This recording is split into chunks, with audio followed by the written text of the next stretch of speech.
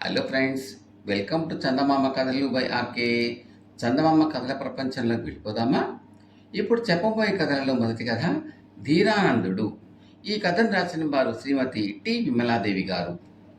పూర్వం దండకారణ్యంలో యోగానందుడు అనే మహాసిద్ధుడు గోదావరి తీరాన ఆశ్రమం కల్పించుకుని ఉంటూ ఉండేవాడు. యోగ విద్యలో ఆయన వద్ద శిక్షణ పొందడానికని అన్ని కులాల వాళ్ళు వచ్చి ఆయనకు శుశ్రూష చేస్తూ ఉండేవారు. ఒక సంవత్సరం పాటు పరీక్షించిన మీద వారు తన వద్ద యోగా విద్య నేర్చుకోవడానికి అర్హులు అని తోచినట్టయితే వాళ్ళని శిష్యులుగా చేసుకునేవాడు, లేనట్టయితే ఇంటికి పంపేస్తూ ఉండేవాడు. యోగానందుడు అప్పుడప్పుడు తన ఆశ్రమం మొదలి అరణ్యంలో ఇతర ప్రాంతాలకు తన శిష్యులతో సహా వెళుతూ ఉండేవాడు. అక్కడ ఆయన శిష్యులు కొత్త విషయాలు నేర్చుకుంటూ ఉండేవారు. అనేక స్థల దేవతలను పరిచయం చేసుకునేవారు. అనేక రకాల బ్రహ్మరాక్షసులను లొంగతీయటం అభ్యసించేవారు. ఒక ఏడు యోగానందుని వద్ద శిష్యత్వం చేయటానికి ధీరసింహుడు అనే క్షత్రియ కుమారుడు వచ్చాడు. ఇతను చిన్నవాడైనా అనేక యుద్ధ విజయాలు నేర్చి యుద్ధాలలో ఆరితేరినవాడు. అతని భయం అనేది ఎలా ఉంటుందో తెలియదు. అందరిలాగే అతను కూడా ఒక ఏడాది పరీక్ష కింద ఉన్నాడు. ఏడాది పూర్తిగా వచ్చింది. ఆ సమయంలో యోగానందుడు తన శిష్యులతో సహా బయలుదేరి ఒక సరస్సు వద్దకు వెళ్లి చేరాడు. సరస్సు ఒడ్డున ఒక చిన్న పర్ణశాల వేశారు. ఈ పర్ణశాలకు కొంత దూరంలో ఒక బ్రహ్మాండమైన మర్రి చెట్టు ఉన్నది. అది దాదాపుగా 100 ఎకరాలు ఆక్రమించి ఉన్నది. సరస్సు వద్దకు చేరిన రాత్రి యోగానందుడు తన శిష్యులతో, ఈ మర్రి చెట్టు బహు పురాతనమైనది. దీని కింద త్రేతాయుగం నాటి పిశాచాలు కూడా ఉన్నాయి. వాటి సంగతి తర్వాత నిపాదిగా చెబుతాను. ఈ రాత్రి మటుకు మీరు ఎవరూ కూడా ఈ మర్రి చెట్టు ఛాయల వద్దకు వెళ్ళవద్దు. గుర్తుంచుకోండి, ఇది నా ఆజ్ఞ అన్నాడు. ఆ రాత్రి అందరూ భోజనాలు చేసి పడుకుని నిద్రపోయారు. అందరితో పాటు ధీరసింహుడు కూడా నిద్రపోయాడు. కానీ ఒక రాత్రి వేళ అతని మెలకు వచ్చి తిరిగి ఎంత ప్రయత్నించినా నిద్ర పట్టనే లేదు. అతను ఆశ్రమం నుంచి బయటకు వచ్చి అంత దూరాన ఉన్న పిశాచాల మర్రి చెట్టును చూశాడు. ఎన్నడూ భయం అన్నది ఎరగనివాడు కావటం చేత అతను చెట్టు కిందికి వెళ్ళదలుచుకుని బయలుదేరాడు. మర్నాడు గురువుగారు చెప్పేలోపుగానే ఆ చెట్టు గురించి కొన్ని విషయాలైనా స్వయంగా తెలుసుకోవాలని అతనికి ఆపుకోరాని కోరిక కలిగింది. అతను మర్రి చెట్టును సమీపించి దాని కిందుగా ఊడల మధ్యగా నడవసాగాడు. అతను కొంత దూరం వెళ్ళేసరికల్లా ఒక ఊడ నుంచి దిగుతూ ఒక తెల్లని ఆకారం కనిపించింది. అది నేలకు దిగి నిలబడగానే ధీరసింహుడు గంభీరంగా, ఎవరు నువ్వు అని ప్రశ్నించాడు. నా పేరు అనుకంపనుడు. ఈ అరణ్యంలో రాముడి భార్య సీత ఉన్నదని రావణాసురుడికి చెప్పిన వాణ్ణి నేనే అన్నాడు ఊడ దిగినవాడు. ధీరసింహుడు చెలించలేదు. నువ్వు ఇంకా ఇక్కడే ఉంటున్నావా అని అతను అనుకంపనుని అడిగాడు. ఎక్కువగా నరకంలో ఉంటూ ఉంటాను. వాళ్ళు రానిచ్చినప్పుడు ఈ చెట్టు మీదకి వస్తూ ఉంటాను అన్నాడు అనుకంపనుడు మెల్లగా దగ్గరికి జరుగుతూ.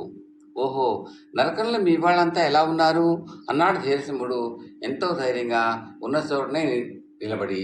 అనుకంపనుడు తను మెల్లగా సమీపిస్తూ ఉండటం అతను చూస్తూనే ఉన్నాడు. ఎలా ఉన్నారని చెప్పను, నరక జ్వాలలో మగి నానా సతమతము అవుతున్నారు అన్నాడు అనుకంపనుడు.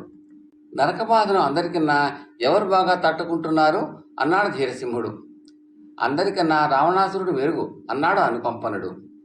రావణుడికి ఏం శిక్ష విధించారేం అన్నాడు ధీరసింహుడు. నూనె భాండీలను కాచమన్నారు అన్నాడు అనుకంపనుడు. అదేమంత కష్టమైన పని కాదే అన్నాడు ధీరసింహుడు. నూనె భాండీల కింద కాలుతున్నది రావణుడే అన్నాడు అనుకంపనుడు. అలా చెప్పు, అది నిజంగా బాధే. అయితే నరక బాధను బొత్తిగా భరించలేకుండా ఉన్నవాడెవరు అని ధీరసింహుడు మళ్ళీ అడిగాడు. అనుకంపనుడు కొంచెం కొంచెమే తనకు దగ్గరగా జరుగుతూ ఉండటం అతను గమనిస్తూనే ఉన్నాడు. కానీ అతను ఏమాత్రం భయం కనబరచలేదు. కుంభకర్ణుడు నరకబాధ ఏమాత్రమూ భరించలేక రాత్రి పగలు ఒకే తీరు రంకెలు పెట్టి మిగిలిన వాళ్ళకి నిద్ర లేకుండా చేస్తున్నాడు అన్నాడు అనుకంపనుడు. కుంభకర్ణుడికి ఏం శిక్ష ఇచ్చారేం అన్నాడు ధీరసింహుడు. చీలమండల దాకా నిప్పు పెట్టారు అన్నాడు అనుకంపనుడు. ఈ బాధలకి రంకెలు పెడుతున్నాడా అన్నాడు ధీరసింహుడు ఆశ్చర్యంగా. నిప్పులో కుంభకర్ణుడు తలకిందులుగా వేలాడుతున్నాడు అన్నాడు అనుకంపనుడు. అలా చెప్పు, అయితే నిజంగా బాధే. అయితే కుంభకర్ణుడు పెట్టే రంకెలు ఎలా ఉంటాయో నాకు వినిపించగలవా అన్నాడు ధీరసింహుడు. ఓ, వినిపిస్తాను అంటూ అనుకంపనుడు గూబలు అదిరేటట్టు భయంకరమైన రంకె పెట్టాడు. ధీరసింహుడు చెవులు గట్టిగా మూసుకోవలసి వచ్చింది. ఇంతేనా గట్టిగా గొర్రెరిసినంత కూడా లేదే. కుంభకర్ణుడు రంకే నీకు సాధ్యం కాదేమో అన్నాడు ధీరసింహుడు. ఈసారి విను అంటూ అనుకంపనుడు భూమి దద్దరిల్లేటట్టు మరొక రంకె పెట్టాడు. ధీరసింహుడు చెవులు రెండు గట్టిగా మూసుకున్నప్పటికీ అతనికి తల దిమ్మెక్కిపోయింది. ఇంతేనా, గట్టిగా గుర్రం తగిలించినట్టు కూడా లేదే. కుంభకర్ణుడు ఇంతకన్నా పెద్ద రంకెలే పెట్టి ఉంటాడు.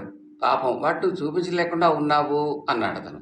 ఈసారి విను అంటూ అనుకంపనుడు ఊపిరి బాగా పీల్చి బ్రహ్మాండమైన పెడబొబ్బ పెట్టాడు. ధీరసింహుడు గట్టిగా చెవులు మూసుకున్నా కూడా ప్రయోజనం లేకపోయింది. అతను ఆ పెడబొబ్బకు స్పృహ తప్పి పడిపోయాడు. అదే సమయం అనుకుని అతన్ని మింగడానికి అనుకంపనుడు ఒక్క అడుగు ముందుకు వేశాడు.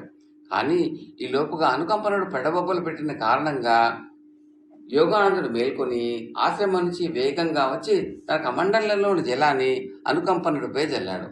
ఆ దెబ్బతో అనుకంపనుడు భూమిలోకి దూరి పాతాళానికి పారిపోయాడు.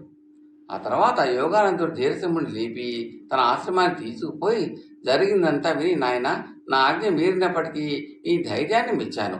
నీటి నుండి నీవు ధీరానందుడు అని పేరు పెట్టుకుని నా శిష్యుడివి కా అని అతని యోగం ఉపదేశించాడు. కథ సమాప్తం.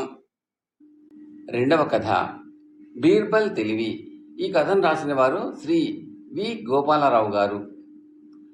ఒకసారి అక్బర్ పాదుషా నిండు సభలో బీర్బల్ సృష్టిలో అత్యంత విశ్వాసం గల జంతువును, అత్యంత విశ్వాసహీనమైన జంతువును చూడాలని ఉన్నది, నాకు తెచ్చి చూపగలవా అని అడిగాడు. తన ఇంటనే ఉండి ఎంత చేసినా సంతృప్తి పడని తన అల్లుడికి గుణపాఠ నేర్పాలని బీర్బల్ అప్పటికీ ఎదురు చూస్తున్నాడు. సరిగ్గా ఆ సమయం వచ్చింది. అందుచేత అతను మర్నాడు తన పెంపుడు కుక్కను వెంటబెట్టుకుని దర్బారుకు బయలుదేరుతూ తన అల్లుడిని కూడా రమ్మని ఆహ్వానించాడు.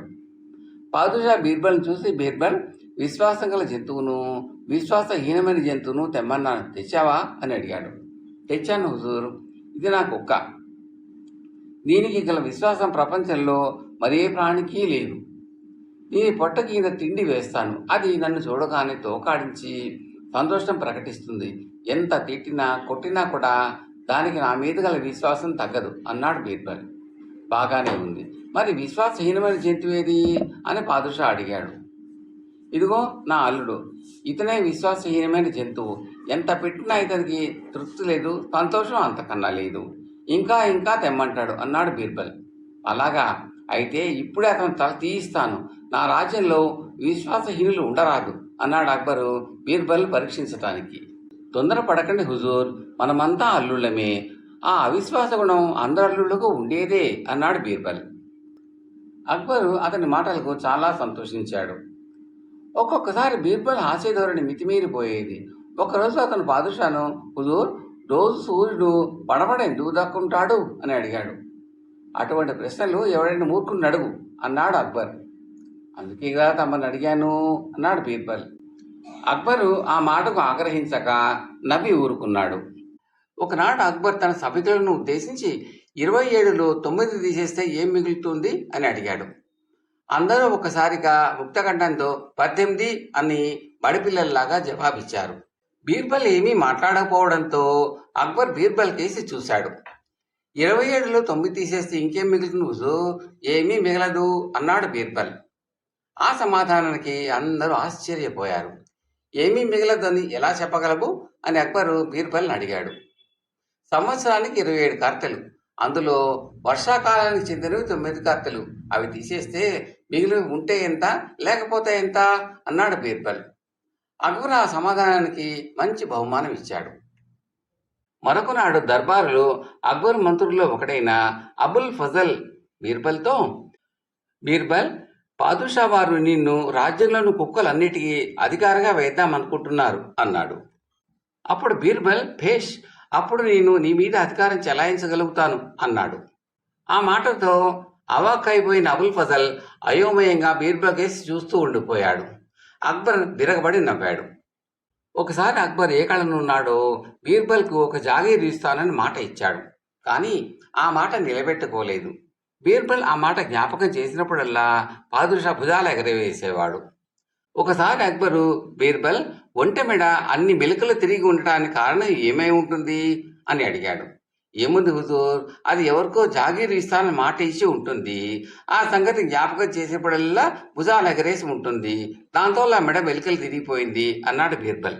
వెంటనే బీర్బల్కు జాగీరు ముట్టింది. ఒకసారి బీర్బల్ దూరపు బంధువు ఒకడు దారుణమైన నేరం చేశాడు. పాదుషా అతన్ని విచారణ చేసి అతనికి మరణదండన విధించాడు. ఆ రోజు బీర్బల్ సభకు హాజరు కాలేదు. కానీ నిందితుడికి మరణశిక్ష విధించే చోటికి అక్బర్ వెళ్ళినప్పుడు బీర్బల్ కూడా ఆ ప్రదేశానికి వెళ్ళి పాదుషాకు వంగి సలాం చేస్తూ, హుజూర్, ఒక చిన్న విన్నపం అని జంకుతూ అన్నాడు. బీర్బల్, నువ్వు ఏమి అడగబోతున్నావో నాకు తెలుసు. నేను నీ కోరికను నిరాకరించబోతున్నాను. అయినా నువ్వు కోరేదేమిటో చెప్పు అన్నాడు అక్బర్. హుజూర్, ఈ నేరస్తుని దయదలిచి అస్సలు విడిచిపుచ్చకండి, అదే నా విజ్ఞాపన అన్నాడు బీర్బల్. బీర్బల్ యుక్తికి ఆశ్చర్యపడి పాదుషా నేరస్తుని విడిచిపెట్టమని భట్లకు ఆజ్ఞ ఇచ్చాడు. కథ సమాప్తం. తరువాతి కథ సీతాఫలం రామాఫలం. ఈ కథను రాసిన వారు శ్రీ బి సత్యనారాయణ గారు, భీమడోలు. ఇది 1948 మార్చి సంచిక చందమామలోది. కథలోకి వెళ్దామా? అబ్బాయిలు, అమ్మాయిలు, మీలో అందరికీ సీతాఫలం రామాఫలం అంటే తెలుసా? ఎప్పుడన్నా తిన్నారు? అందరూ తిని ఉండాలి అనుకుంటాను. నిజమేనా? పై ఆకారంలో భేదం ఉన్నా లోపల గింజలు రుచి సమానంగానే ఉంటాయి. పేర్లను బట్టి చూస్తే ఇటు పుట్టుకలో ఏదో గమ్మత్తు ఉండి తీరాలని మీలో తెలివైన వాళ్ళకి తడుతుంది. నిజమే. ఆ గమ్మత్తు ఏమిటో కాస్త జాగ్రత్తగా చదవని తెలుస్తుంది. మరి శ్రీరామచంద్రమూర్తి రావణ బ్రహ్మను చంపి సీతాదేవిని తీసుకుని అయోధ్యకు వచ్చి పట్టాభిషేకం చేసుకున్న సంగతి మనందరికీ తెలుసు కదా. ఆయన పట్టాభిషేకం అవుతూ ఉంటే సామంతరాజులు, బంధువులు, స్నేహితులు, భక్తులు మొదలైన వారంతా తలా ఒక కనుక తీసుకువచ్చారు. అందులో వానరరాజు సుగ్రీవుడు, రాక్షసరాజు విభీషణుడు, దేవతలరాజు ఇంద్రుడు కూడా ఉన్నారు. బహుమతులు అంటే ఆ శుభ సమయంలో చదివించడానికి ప్రపంచంలో గొప్పమైన వజ్రాలు, మణులు, రత్నాలు ఆదిగా గల అపురూప వస్తువులు తీసుకుని వచ్చారు. ఇక సామంతరాజులు, రాజాధిరాజులు ఏదో ఒక గొప్ప వస్తువు తీసుకురానే వచ్చారు. ఇంకా భక్తులు, జ్ఞానులు అందరూ తెచ్చిన కానుకలు చెప్పనే అక్కర్లేదు. అందరిలోకి పరమ భక్తుడైన ఆంజనేయ స్వామి పట్టాభిషేకం 3 రోజులు ఉందనగా మొదలు పెట్టాడు ఆలోచన. ఏం కానుక సమర్పించుదామా అని. శ్రీరామచంద్రమూర్తికి పరమ ప్రియమైనది, ఎవ్వరూ తానిది తీసుకురావాలని ఆయన ఊహ. ఏ వస్తువు గురించి ఆలోచించినా ఎవరో ఒకరు తేనే తెచ్చారు. ఆంజనేయ స్వామికి ఏమీ పాలుపోలేదు. ఆలోచిస్తూ కూర్చున్నాడు. రేపొద్దున పట్టాభిషేకం, అట్టే సమయం లేదు. తెల్లవారిలోపుగా ఆ కానుకేడు నిర్ణయించి తీసుకురావాలి. చప్పున ఏదో జ్ఞాపకం వచ్చి లేచాడు హనుమాన్. తక్షణ రింబు అంటూ బ్రహ్మదేవుని దగ్గర పోయి వాలాడు. హనుమంతుడు తొందరగా వేళకాని వేళ రావడం చూసి అదిరిపడ్డాడు బ్రహ్మ. ఏం కొంప మునిగిందో దేవుడా అని భయపడి కుర్చీ వేసి కూర్చోమన్నాడు. కూర్చోలేదు హనుమంతుడు. చాలా తొందర పని మీద వచ్చాను. రేపు శ్రీరామచంద్రమూర్తి పట్టాభిషేక మహోత్సవం. ఆయనకు కానుకగా సమర్పించడానికి సీతాదేవికి, శ్రీరామచంద్రమూర్తికి పరమ ప్రియమైన సృష్టించి ఇస్తే గాని వీల్లేదు. అంతవరకు నిన్ను వదిలేది లేదు అన్నాడు. హనుమంతుడు అసాధ్యుడని, పట్టిన పట్టు విడిచే రకం కాదని బ్రహ్మకు తెలుసు. అయినా అర్ధరాత్రి వేళ ఈ కోతిపీడ ఏమిటి అనుకున్నాడో ఏమో. బాగా ఆలోచించి అంతకుముందు సృష్టిలో లేనిది, అతి మధురంగా ఉండేవి 2 పళ్ళు సృష్టించి వాటికి సీతాఫలము, రామాఫలము అని పేరు పెట్టి హనుమంతుడి చేతికిచ్చి, వీటిని ఇవ్వరా నాయన, మీ రామచంద్రుడు చాలా ఆనందిస్తాడు అని ఇచ్చాడు. తక్షణం భూలోకానికి వచ్చాడు హనుమాన్. పట్టాభిషేక సమయం అయింది. హనుమాన్ ఎక్కడున్నాడా అని అయోధ్యనంతా వెతికిస్తున్నాడు శ్రీరామచంద్రుడు.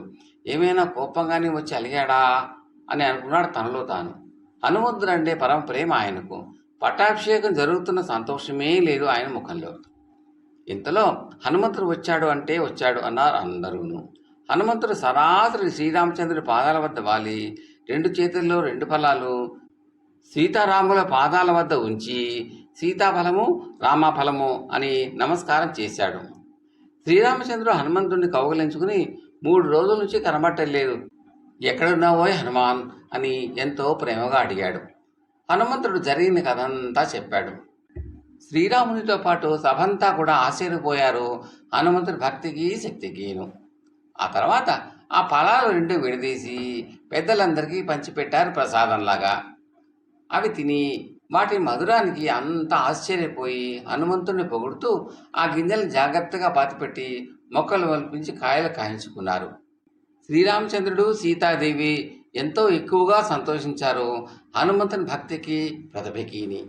ఆనాటి నుంచి ఈనాటి వరకు మనం తింటున్నాం ఈ ఫలాలను. హనుమంతుని ఒక్కసారైనా మనం తలుచుకోము అవి తింటున్నప్పుడు. కాబట్టి ఇక నుంచి అవి తింటున్నప్పుడు అవి సృష్టించి భూలోకానికి తెచ్చి అందించిన హనుమంతుణ్ణి తలుచుకుంటూ ఉండండి. సరేనా? కథ సమాప్తం. తరువాతి కథ విధి నిర్వహణ. ఈ కథను రాసిన వారు శ్రీ మాచిరాజు కామేశ్వరరావు గారు. కథలకు వెళ్ళబోయే ముందు ఒక చిన్న రిక్వెస్ట్. మీకు ఈ కంటెంట్ నచ్చితే లైక్ చేయండి, బంధుమిత్రులకు షేర్ చేయండి, సబ్స్క్రైబ్ చేసి గంట సింబల్కి ఆల్ కూడా నొక్కండి. ఇలా చేయడం వల్ల నేను పెట్టబోయే తదుపరి వీడియోలు అన్నీ కూడా మీరు చూసి ఆనందించవచ్చు. ఈ కథలపై మీ విలువైన అభిప్రాయాలను కామెంట్లలో తప్పక తెలపండి. చాలామంది చూస్తున్నారు కానీ కామెంట్లు పెట్టడము, లైక్ చేయడం లేదు. దయచేసి అవి చేయండి. అది మాకు ఎంతో ఎంకరేజింగ్గా ఉంటుందండి. Thank you very much. ఇక కథలోకి వెళ్దామా? విధి నిర్వహణ. రామశాస్త్రి నగరంలో పేరున్న వైద్యుడు. ఆ నగరం ఒక నది ఒడ్డున ఉన్నది. నదికి పుష్కరాలు వచ్చిన సందర్భంగా ఒక సాయంకాలం రామశాస్త్రి చిన్ననాటి స్నేహితులు శ్రీహరి, విఠలు ఆయన ఇంటికి వచ్చారు. శ్రీహరి బడి నడిపే పంతులు, విఠలు ఒక చిన్న గ్రామంలో న్యాయాధికారి. రామశాస్త్రి తన మిత్రులను ఊళ్ళో ఉన్న దేవాలయాలన్నిటికీ తిప్పి చీకటి పడే వేళకు ఇంటికి తెచ్చి తన స్నేహితులకు కూడా వంట చేయమని తన భార్యకు చెప్పి ముందు గదిలోకి వచ్చి కూర్చుని తన స్నేహితులతో కబుర్లు చెప్పసాగాడు.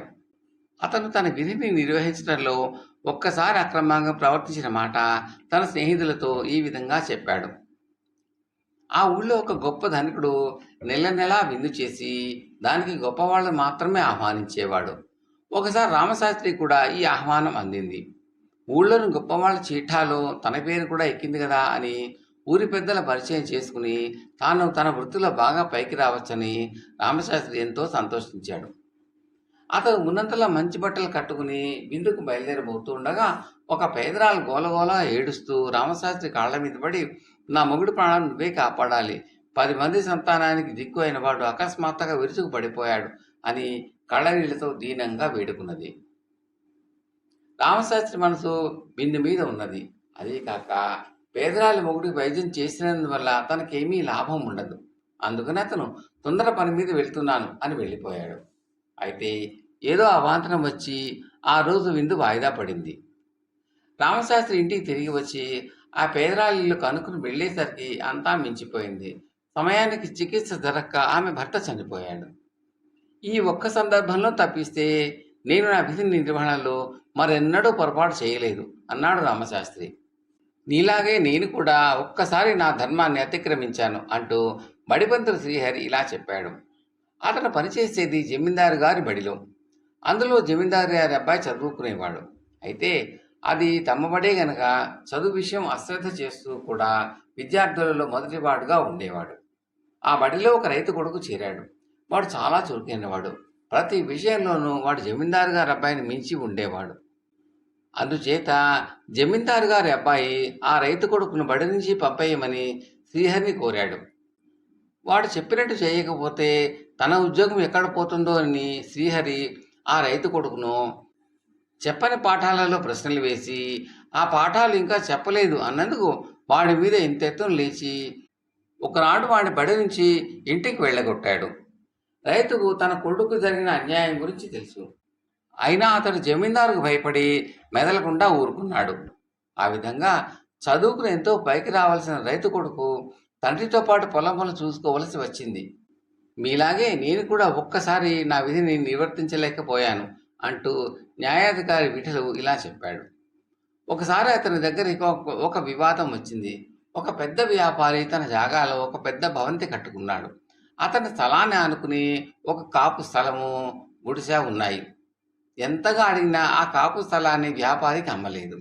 వ్యాపారి తన మనుషుల చేత కాపువాడి గుడిసె కూలదోయించి ఆ స్థలం ఆక్రమించుకున్నాడు. నిజం విఠలకు తెలుసు. కానీ అతని చెల్లెల్ని వ్యాపారి కొడుకిచ్చి పెళ్లి చేసేటందుకు మాటలు జరుగుతున్నాయి. వ్యాపారి బోలెడు పలుకుబడి కలవాడు. అందుచేత విఠలు వ్యాపారికి అనుకూలంగా తీర్పు చెప్పాడు. ఇది ఒక్కటే నేను నా వృత్తి మొత్తంలో చేసిన అక్రమం అన్నాడు విఠలు. మొత్తం మీద మనమంతా ఆ ఒక్కసారి తప్ప తర్వాత అంతా మనం సక్రమంగా విధులు నెరవేరుస్తున్నట్టే. ఇక భోజనానికి లేద్దాం అంటూ రామశాస్త్రి వంటింట్లోకి అడుగుపెట్టి నిర్ఘాంతపోయాడు. అతని భార్య వంట చేసే ప్రయత్నంలో లేదు. తలుపు పక్కనే కూర్చుని ముందు గదిలో జరుగుతున్న సంభాషణ అంతా వింటున్నది. ఇదేమిటి ఇలా కూర్చున్నావు, వంట చేయలేదు అని రామశాస్త్రి అడిగాడు. లేదు, ఈ పూట నాకు ఒళ్ళు నొప్పులుగా ఉంది అన్నది ఆమె. రామశాస్త్రికి ఒళ్ళు మండిపోయింది. ఈ సమయానికి పూటగుళ్ళ ఇల్లు కూడా కట్టేసి ఉంటారు. రాక రాక వచ్చిన తన స్నేహితులు పస్తు పడుకోవాలా? అతనికి కూడా ఆకలి దహించుకుపోతున్నది. ఆ కోపంతోనూ ఆకలితోనూ అతను తన భార్య మీద చేయి చేసుకోబోయాడు. ఆగండి, నేను ఒక్కసారి నా విధి నిర్వర్తించినందుకే నన్ను కొట్టవచ్చారే, ఏం మునిగిపోయిందని? ఒక పూట తిండి లేకపోతే ఎవరము చచ్చిపోము. కానీ వైద్యుడు తన విధి నిర్వర్తించకపోతే నిండు ప్రాణం పోతుంది. గురువు విద్యార్థి పట్ల అక్రమంగా ప్రవర్తిస్తే వాడి జీవితం భ్రష్టు అయిపోతుంది. న్యాయాధికారి అక్రమంగా ప్రవర్తిస్తే ఒక మనిషి అనవసరంగా శిక్షకు గురి అవుతాడు. ఈ వృత్తులు చేసేవాళ్ళు ఒక్కసారి కూడా తమ విధి నిర్వహణలో పొరపాటు చేసినా క్షమించరాదు. ముందు మీరు ముగ్గురు ఈ విషయం తెలుసుకోవాలి. మీరు బయటికి వెళ్ళినప్పుడే వంట చేసేశాను, కాళ్ళు కడుక్కు రండి, వడ్డించేస్తాను అన్నది రామశాస్త్రి భార్య. కథ సమాప్తం.